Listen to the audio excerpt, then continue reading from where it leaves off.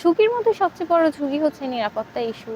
এখানে যেহেতু একটা মানে আমাদের রাজনৈতিক দলগুলোর একটা অংশগ্রহণ আছে, আর বিশেষ করে আমরা দেখছি যে এই ছাত্র সংসদ নির্বাচনগুলো বিভিন্ন সব ক্যাম্পাসে এমনভাবে ফুটিয়ে তোলা হচ্ছে যেন এইটা ইন্ডিয়া পাকিস্তানের ম্যাচ চলে, অস্তিত্ব টিকিয়ে রাখার মতো একটা বিষয়, রাজনৈতিক দলগুলোর নাম ধরে রাখার মতো একটা বিষয়।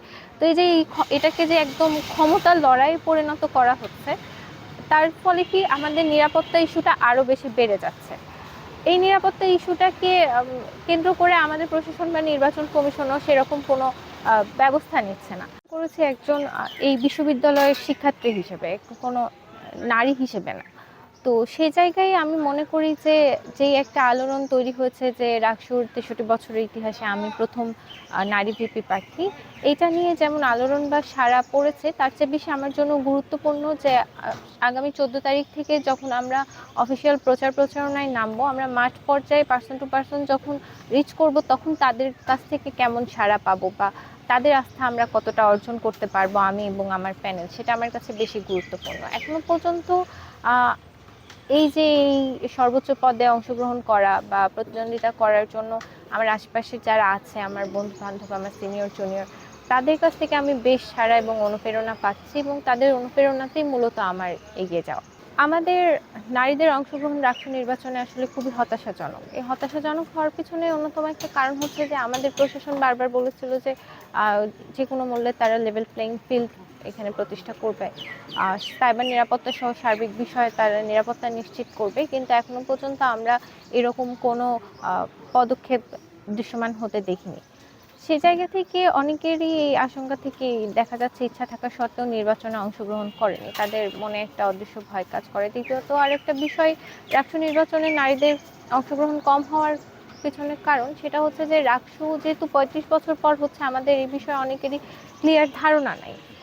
আর ক্লিয়ার ধারণা না থাকার কারণে আর পলিটিক্যাল পার্টিগুলোর এখানে যেভাবে স্বতঃস্ফূর্ত অংশগ্রহণ, এই যা রাকসুর যে প্ল্যাটফর্মটা, সেটা গঠনতন্ত্রে যতই লেখা থাকুক সাংস্কৃতিক সংগঠন বা সাংস্কৃতিক প্ল্যাটফর্ম, দিন শেষে এটা একটা মতাদর্শিক দ্বন্দ্বের রণক্ষেত্র হয়ে দাঁড়াচ্ছে। তো অনেকে এই রণক্ষেত্রের মধ্যে আসতে চাচ্ছিল না, ফলে তারা নির্বাচনে অংশগ্রহণ করেনি।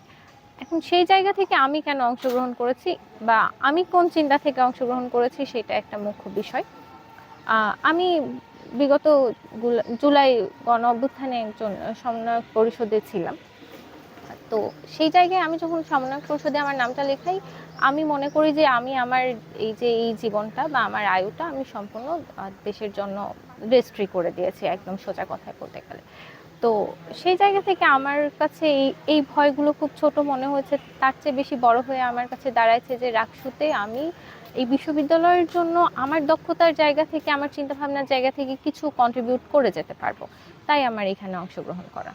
ব্যাকগ্রাউন্ড বলতে আমার কোনো সাংগঠনিক ব্যাকগ্রাউন্ড নাই, ইভেন আমার ফ্যামিলিরও নাই।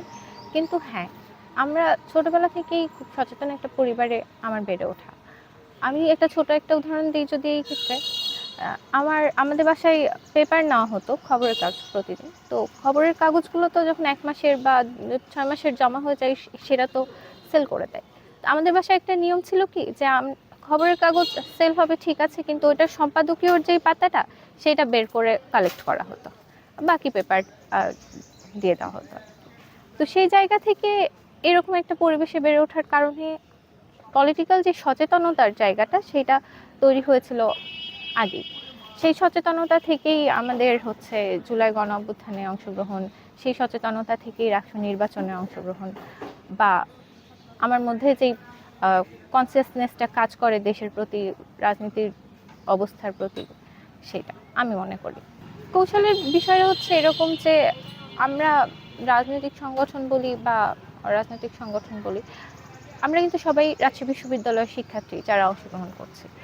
তো যাদের যাদের একটা পলিটিক্যাল সাপোর্ট আছে, তাদের দেখা যাচ্ছে যে ডিসিশন মেকিং এর জন্য কিছু মানুষ আছে, ফান্ডিং এর জন্য কিছু মানুষ আছে, একটা বিশাল অংশের ফান্ডিং আছে। এই ক্ষেত্রে আমরা প্রচন্ড চাপ অনুভব করছি, কারণ সিদ্ধান্তগুলো আমাদেরকে চিন্তা ভাবনা করে নিতে হচ্ছে, আমাদেরকে কমিউনিকেশন করতে হচ্ছে, নিজেদেরকে বিভিন্ন মানুষের সাথে প্যানেল গোছাতে, যে আমরা মানে ব্যাপক পরিশ্রম গেছে আমাদের উপর দিয়ে। আবার আমাদের ফান্ডিং এর যে বিষয়টা আছে, নির্বাচন করতে প্রচার প্রচারণার জন্য তো একটা খরচ আছে, এটা তো কোনোভাবে এড়িয়ে যাওয়া যায় না।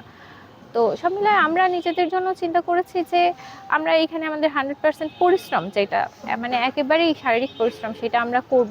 আমার প্যানেলের যেই 2 জন মানে প্রার্থী আছে তারা, সাথে আমরা হচ্ছে মানে জনপ্রতি একটা নির্দিষ্ট খরচ ধরেছি যে আমরা এই পরিমাণ অর্থ এই রাকসু নির্বাচনে আমাদের জন্য রাখবো, এবং এটার পাশাপাশি আমরা ক্রাউড ফান্ডিংয়ের জন্য একটা সিদ্ধান্ত হয়েছে সেই দিকে আগাচ্ছি। এরকম না, আমরা যখন জুলাই সমন্বয় কমিটিটা গঠন করি, এখানে অলরেডি আমাদের জুলাইয়ের অবস্থাটা সারা দেশে এরকম ছিল যে এখানে ফ্যাসিবাদ বিরোধী সকল শক্তি একটা প্ল্যাটফর্মের আন্ডারে আসছিল, সকল মতাদর্শের মানুষজন। তো আমাদের সমন্বয় কমিটিতেও কিন্তু এটার ভিন্ন কিছু হয়নি। সেখানেও বিভিন্ন রাজনৈতিক দল থেকে নেতৃত্বরা এসে এক জায়গায় জড়ো হয়েছিল। তারা জুলাইয়ের পর নিজ নিজ সংগঠনে ফিরে গেছে। তারপরে যারা অবশিষ্ট ছিল, যাদের কোনো রাজনৈতিক ব্যাকগ্রাউন্ড ছিল না, তাদের মধ্যে রাকসু কেন্দ্রিক চিন্তাভাবনা বা পরিকল্পনা ভিন্ন ভিন্ন হওয়ার কারণে আমরা মোটামুটি ভিন্ন প্যানেলে গেছি। কিন্তু বিষয়টা এরকম না যে আমাদের মতাদর্শিক কোনো দ্বন্দ্ব হয়েছে ফলে আমরা হচ্ছে বিভাজন হয়ে গেছি, তা না। আমাদের বিষয়টা এরকম যে রাকসুকে আমরা কখনোই মনে করি না এটা কোনো মতাদর্শিক দ্বন্দ্বের জায়গা। রাকসু একটা ছাত্রদের প্রতিনিধি নির্বাচনের জন্য, মানে একটা নির্বাচিত প্রতিনিধি নিয়ে আসার একটা প্ল্যাটফর্ম। আমার রাকসু কেন্দ্রিক কিছু প্ল্যান আছে।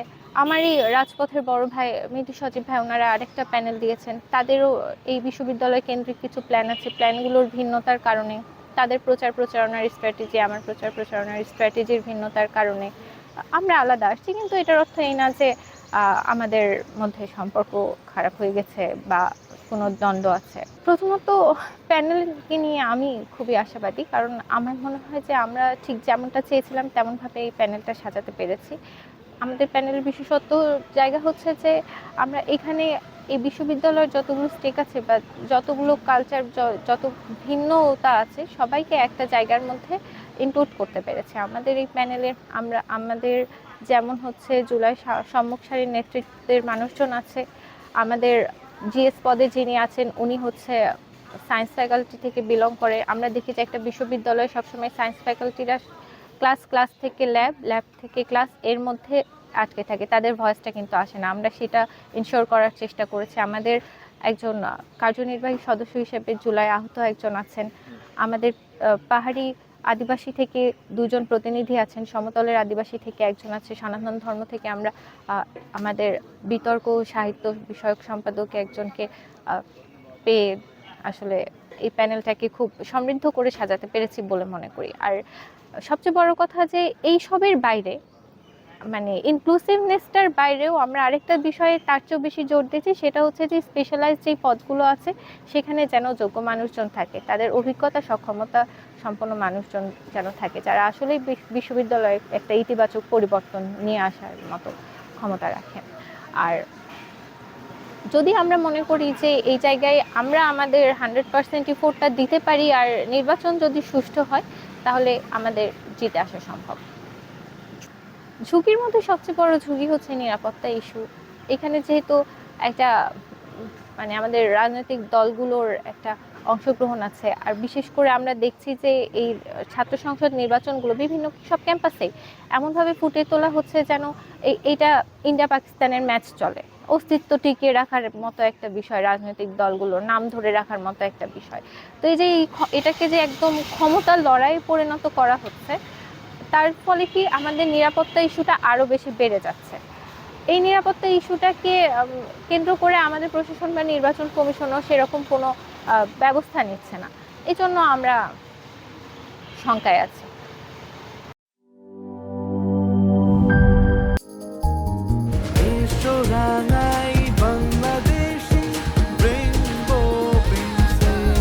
রেইনবো পেইন্টস, ছড়াও জীবনের রং।